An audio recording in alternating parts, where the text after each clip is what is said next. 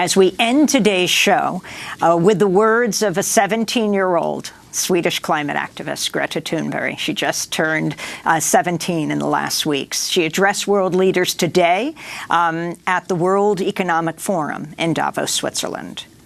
1 year ago, I came to Davos and told you that our house is on fire. I said I wanted you to panic. I've been warned that telling people to panic about the climate crisis is a very dangerous thing to do. But don't worry, it's fine.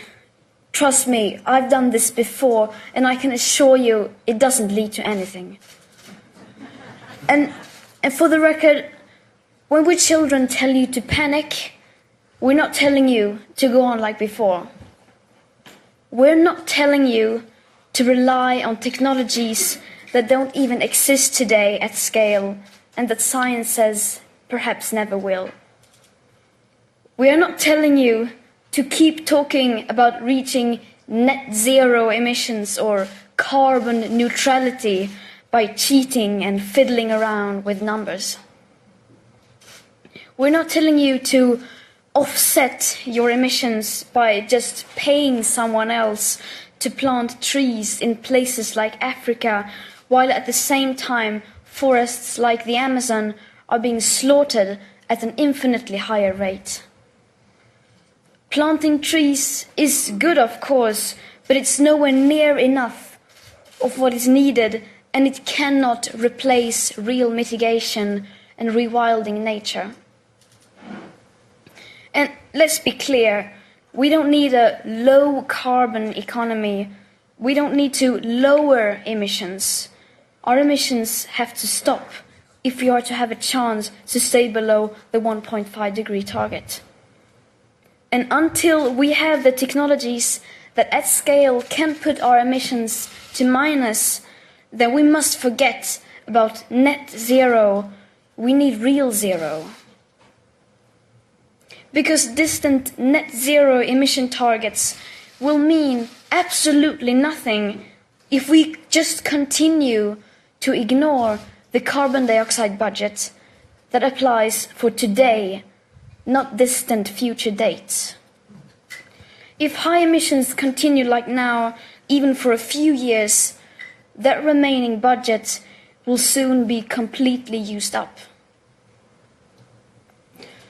The fact that the USA is leaving the Paris Accord seems to outrage and worry everyone, and it should. But the fact that we are all about to fail the commitments you signed up for in the Paris Agreement doesn't seem to bother the people in power even the least. Any plan or policy of yours that doesn't include radical emission cuts at the source starting today is completely insufficient for meeting the 1.5 or well below 2-degree commitments of the Paris Agreement. And again, this is not about right or left. We couldn't care less about your party politics. From a sustainability perspective, the right, the left, as well as the center have all failed. No political ideology or economic structure has been able to tackle the climate and environmental emergency and create a cohesive and sustainable world. Because that world, in case you haven't noticed, is currently on fire. You say children shouldn't worry. You say, just leave this to us. We will fix this. We promise we won't let you down. Don't be so pessimistic. And then, nothing. Silence. Or something worse than silence. Empty words and promises which give the impression that sufficient action is being taken.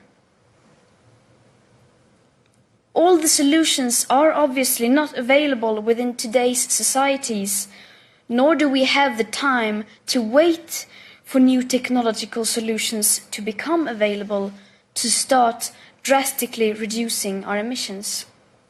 So, of course, the transition isn't going to be easy. It will be hard, and unless we start facing this now, together with all cards on the table, we won't be able to solve this in time. In the days running up to the 50th anniversary of the World Economic Forum, I joined a group of climate activists demanding that you, the world's most powerful and influential business and political leaders, begin to take the action needed.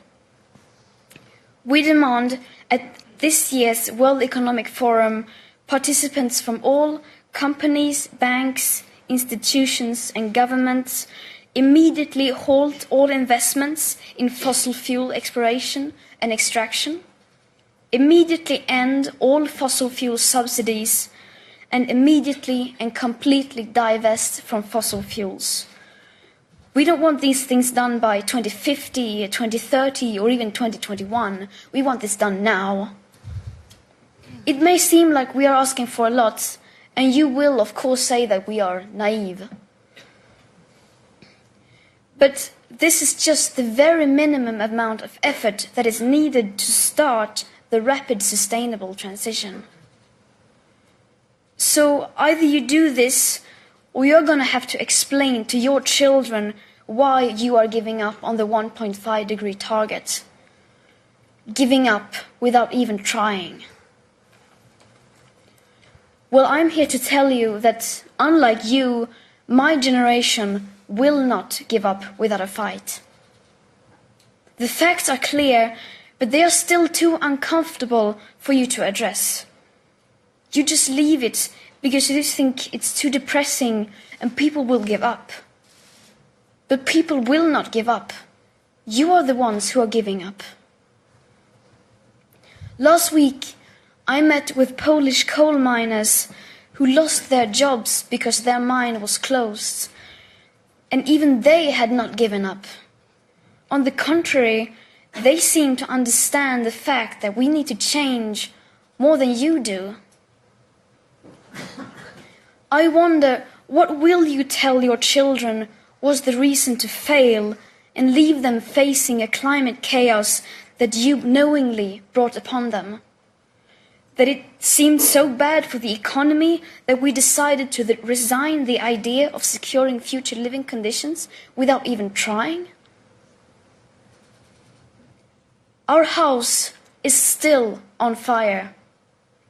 Your inaction is fueling the flames by the hour. And we are telling you to act as if you loved your children above all else. Thank you.